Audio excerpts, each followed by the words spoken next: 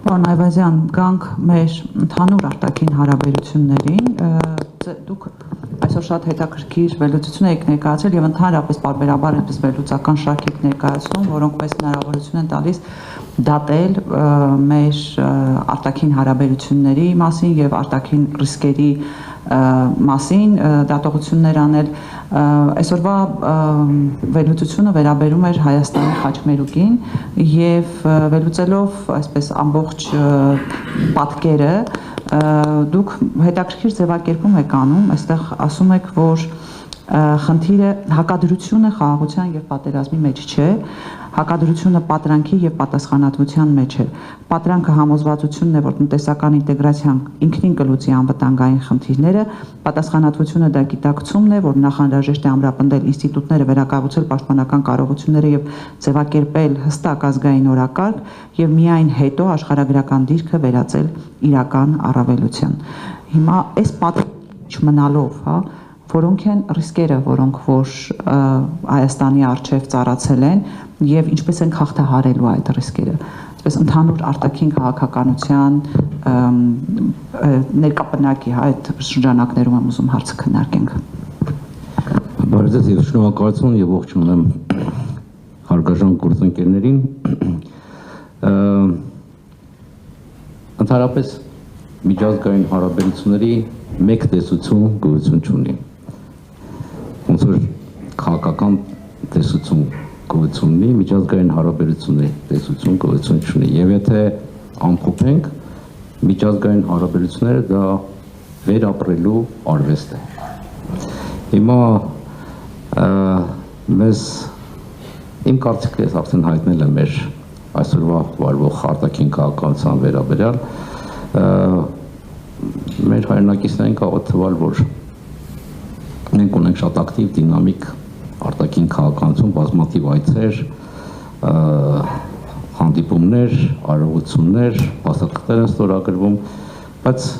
այսօր կուզենամ ես վերհիշել մի շատ դիպուկ անգլիական ասացվածք, որ ասում է մի շփոթեք շարժը առաջընթացի հետ, դինել է վազում, բայց դա առաջընթաց չէ։ Հիմա դիվանագիտության ամենակարևոր նպատակը որն է։ Ստանալ այս եւ աշխարհը միշտ այդպես եղել, վտանգավոր աշխարհում ապահովել քո անվտանգությունը, բարեկեցությունը եւ զարգացման հնարավորությունը։ Ես չեմ տեսնում այդ ցկտումը ներկայիս իշխանությունների կողմից կամ այդ գիտակցումը։ Անշուշտ ես անդրադարձել եմ տարբեր իմ հոդվածներում մեր այսօրվա վարվող արտաքին քաղաքականությանը եւ իմ մոտեցումներին։ Նաեւ ուզում եմ օրգանական կապ ապահովել այսօրվա նախորդ բանախոսների թեմայի հետ եւ ես նաեւ անդրադարձել եմ մեկ այլ հոդվածում Հայաստան, Իրան, Ռուսաստան ռազմավարական եռանկյունի ստեղծման անհրաժեշտության վերաբերյալ, որը կլինի այս տարածաշրջանում կայունացման հենակետը։ Դուք նշեցիք, որ այսօր տարածաշրջանը վերածվել է հերթական արտաքին ազդեցությունների մրցակցության փուլի, ես ավելի համարձակ հայտարարություն կանեմ, կարծում եմ այս տարածաշրջանը, մեծ տարածաշրջանը եւ Հարավային Կովկասը դրա անբաժանելի մասն է, դարձել է եվրասիական անվտանգության ճարտարապետության կառուցվածքային բեկման փուլ։ Եվ այստեղ հատվում են եւ տարածաշրջանային եւ արտատարածաշրջանային շահերի բախումը, իրավիճակի վերջին տարիների փոփոխության արդյունքում տեղի են ունենում ենթակառուցվածքային, տրանսպորտային եւ էներգետիկ նախագծեր, նոր նախագծեր եւ այստեղ բախում են նաեւ անվտանգային եւ քաղաքակրթական կամ ինքնության շահերը։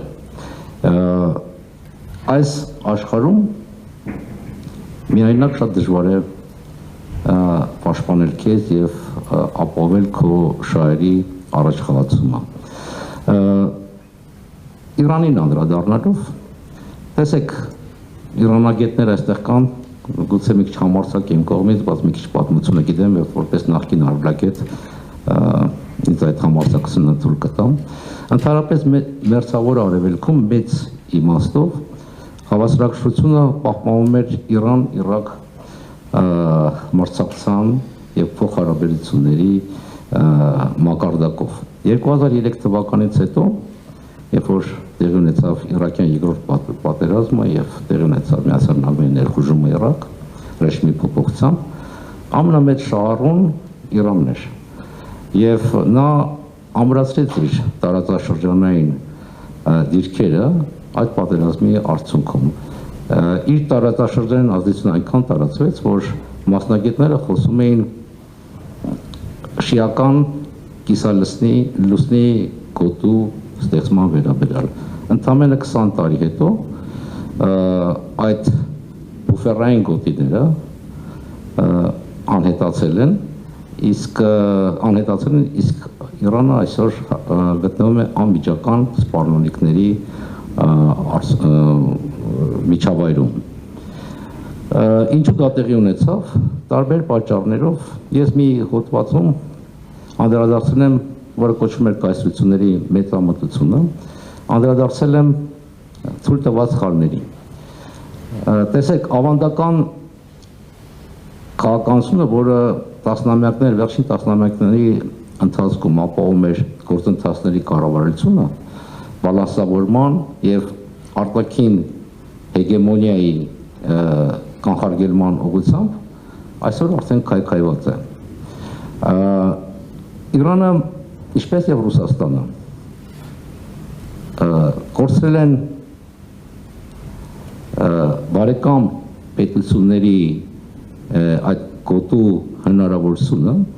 եւ եթե նախկինում այդ բարեկամ երկրները բուֆերացման միջոցով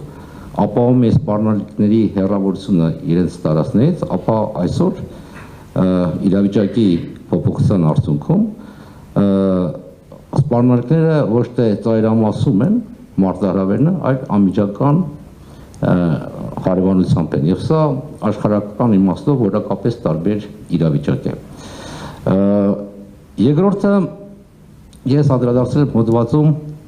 որ կայսերական ժառանգություն ունեցող տերությունները իներտության արդյունքում շատ անգամ հակված են գերագնահատել իրենց ազդեցության ծավալը եւ հարատեվությունը։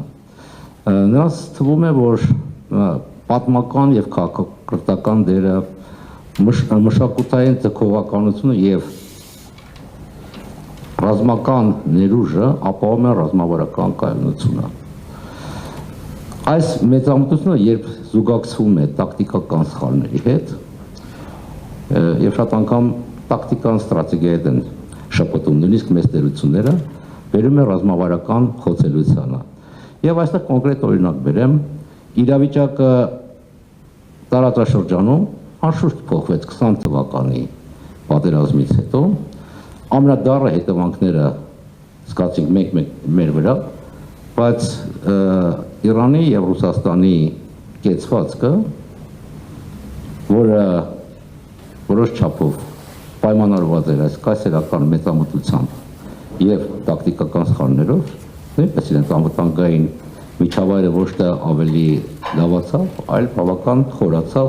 մտահոգությունների, սպառնալիքների եւ մարտահրավերների արդյունքում։ Հետևաբար այսօրվա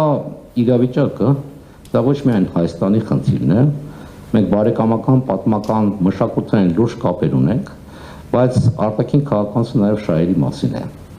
Եվ ես կարծում եմ, որ մենք խոսում ենք տարբեր ազդակների վերաբերյալ Իրանի կողմից, մեր ուրիշ ռազմավարական գործընկերների կողմից, բայց պահը հասունացել է, որպեսզի կարողանանք հին ավանդական քաղաքականությունից վեր կանգնել եւ հասկանալ, որ մենք ապրում ենք որակապես այլ աշխարհում, որտեղ ուժը ծնում է իրավունքը, ինչպես շատ հաճախ եղել է պատմության ընթացքում։ Եվ այստեղ ես կուզենայի առանձնացնել երկու գործոն, որոնք ասում եմ արժի ծառայություն են կատարում Իրանի պարագայում։ Առաջինը ինքնաբավության գործոնն է։ Տեսեք, երկար ժամանակաշրջանում ռազմավարական համբերությունը, ճկունությունը, ասիմետրիկ պատասխանների կարողությունը եւ պատժամիջոցների միջազգային ճնշման մեկուսացման պայմաններում բավական արդյունավետ եղել է Իրանի պարագայում, բայց այսօր իրավիճակը լրջորեն փոխվել է։ Սպառնալիքները անմիջապես հասել են Իրանի դարպասները եւ Իրանը արճակատվում է լրջագույն մրցակիցների հետ, եւ այս պարագայում այս ինքնաբավությունը կարող է հակառակ էֆեկտ տալ։ Հետևաբար ժամանակն որպեսզի հենց Իրանում սկսեն մտածել ոչ թե տակտիկական դաշինքների մասին, այլ ռազմավարական փոխգործակցության ուղղությամբ, որը կունենա կառուցվածքային բովանդակություն։ Ես նկատի ունեմ անվտանգության, ենթակառուցվածքների, տրանսպորտի եւ էներգիայի ոլորտում։ Երկրորդ գործոնը, որը նույնպես բացասական ազդեցություն ունի, դա Իրանի ավանդական արտաքին քաղաքականության դանդաղությունն է։ Անշուշտ կայուն պայմաններում այս ռազմավարական համբերությունը եղել է արդյունավետ, բայց երբ որ տարածաշրջանը գտնվում է տուրբուլենտության մեջ եւ տարածաշրջանային անվտանգության ճարտարապետությունը փոխում է արագացված տեմպերով, այս դանդաղությունը կարող է խորացնել իրավիճակը։ Հետևաբար այս մարտահրավերներին եւ նկատի ունեմ իմ նախկին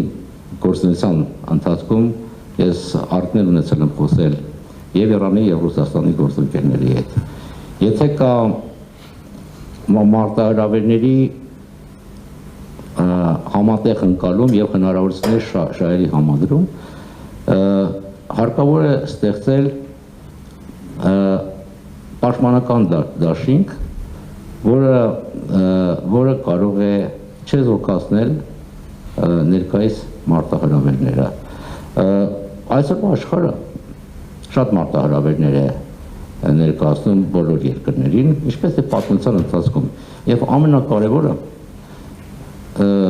այն երկրները կարողանան հաղթահարել այս մարտահրավերները, որոնք կարող են ադապտացվել։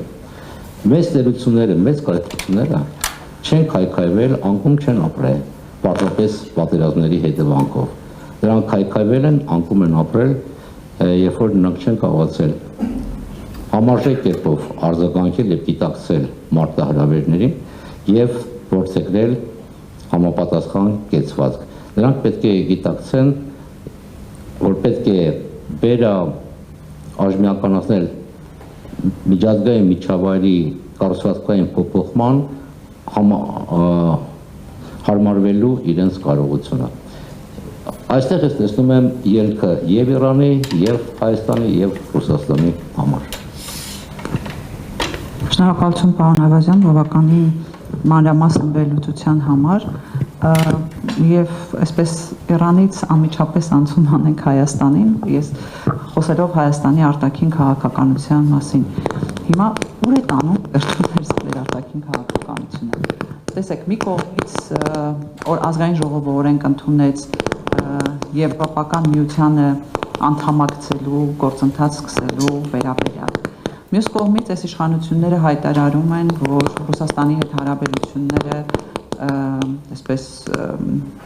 հարաբերությունների վատացման կամ հարաբերություններ սրելու բացարձակ ցանկություն չունեն։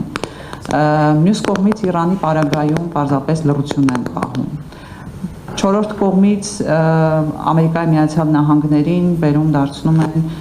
իրենց տարածքում երկարաժամկետ այսպես իրավունքներ ունեցող եւ հետեւաբար նաեւ որոշումներ կայացնող։ Հիմա այս խճանկարում, հա, մենք ուր ենք եւ ինչպես ենք կարողանալու ի վերջո այդ խճանկարի կամ այսպես ասեմ puzzle-ի կետաները, մասնիկները հավաքել այնպես, որ դա ճակատագրական չլինի Հայաստանի համար։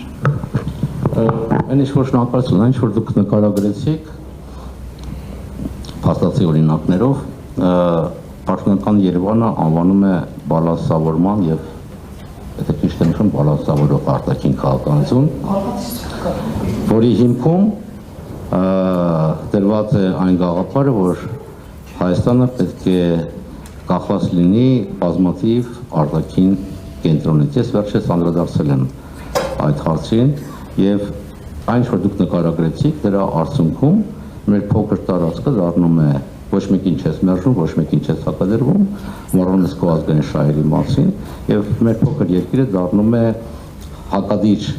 շահերի համադրման կետ, որը անխուսափելու են վաղ թե ուշ բերելու է շահերի բախմանը եւ այդ պարագայում Հայաստանը կարող է ուղղակի վերածվել տարածաշրջանային դիմակայության էպիկենտրոնի, սա մեր երկրի համար, որը ռազմավարական խորություն չունի, կարող է ամենավատ հետևանքները ունենալ։ Մյուս կողմից այս քաղաքականության արդյունքում եւ օրինակներ կարծում եմ բոլորս գիտենք, տեսնում ենք, այսպես կոչված բալանսավորման քաղաքականության արդյունքում դռներ են բացվում լայն իմաստով արտաքին ազդեցության համար, որոնք ուղղակի, եթե չասեմ ձևավորում են, բայց մեծ ազդեցություն ունեն մեր ներքաղաքական օրակարգի, մեր որոշումներ կայացնելու կարողության եւ միջազգային վարքագծի վրա արդյունքում հակառակ այն գեղեցիկ բարերին եւ պաշտոնական քարոզչությանը բոլորը ստանալու են իրենց շահերի չափաբաժինը, իսկ Հայաստան դառնալու է ոչ կենսունակ երկիր, որը կորցնելու է այս ճանապարհը տանում է դեպի ռազմավարական սուբյեկտայնություն։ Եվ լուծումը ես առաջարկել եմ զսպման քաղաքականության միջոցով, որը իմ մասնագիտական գիտելիքների արդյունքում եմ ես եկել այս եզրակացությանը, հետանիվ չեմ օրինել, երբ որ ուժային քաղաքականությունը դառնում է գերիշխող մեթոդը միջազգային հարաբերություններում, ուժային քաղաքականությունը կարող է զսպել, չեզոքացվել միայն հակաուժ ստեղծելու պայմանում։ Խոսքը պատերազմի մասին չէ։ Խոսքը այնպիսի կարողություններ զարգացնել, ներքին եւ արտաքին կարողություններ, որոնք չեզոքացնեն կամ կբացառեն նոր ռազմական գործողություններ։ Եվ այս զսպման քաղաքականության հիմքում ես տեսնում եմ Հայաստան, Իրան, Ռուսաստան ռազմավարական եռանկյունու ձևավորումը։